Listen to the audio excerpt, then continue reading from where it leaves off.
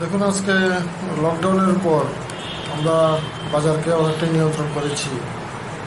বিশেষ করে প্রথম যখন লকডাউন শুরু হয়, আলু, পেঁয়াজ সহ নিত্য প্রয়োজনীয় যে সামগ্রীগুলি রয়েছে তা নিয়ন্ত্রণের মধ্যেই ছিল। ইদানিংকালে প্রায় 8 মাস অতিক্রান্ত লকডাউনের পরে ইদানিংকালে পেঁয়াজ এবং আলুর মূল্য কিছুটা বৃদ্ধি পেয়েছে। আমরা জানি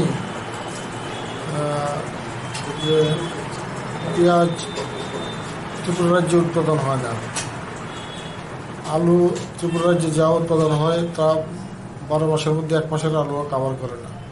তো আলুটা বহিরাজ্য থেকে আনতে হয়, পেঁয়াজটাও বহিরাজ্য থেকে আনতে হয়। তারপরেও বাজার নিয়ন্ত্রণ করার জন্য আমরা এনফোর্সমেন্ট টিম বানিয়েছি।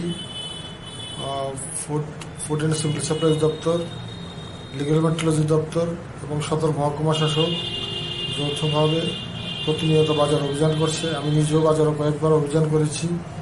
অসাধু ব্যবসায়ীদের বিরুদ্ধে অভিযান অব্যাহত রয়েছে এবং কোনো অবস্থাতেই যাতে ক্রেতাদের স্বার্থ বিঘ্নিত না হয়, সুরক্ষিত থাকে, সেই লক্ষ্য নিয়ে সরকার কাজ করছে। এবং ফুড অ্যান্ড সিভিল সাপ্লাইজ দপ্তর মানুষকে আশ্বস্ত করতে চায় যে অচিরেই বাজারে দ্রব্যমূল্য নিয়ন্ত্রণ হবে। আমরা পেঁয়াজ অ্যাভেলেবল এবং আলু অ্যাভেলেবল হলে বহিরাজ্যে এগুলির মূল্য বৃদ্ধি পেলে ত্রিপুরাজ্যে তার প্রভাব পড়ে এবং আমি আশা করি খুব সহজেই সেটা নিয়ন্ত্রিত হবে।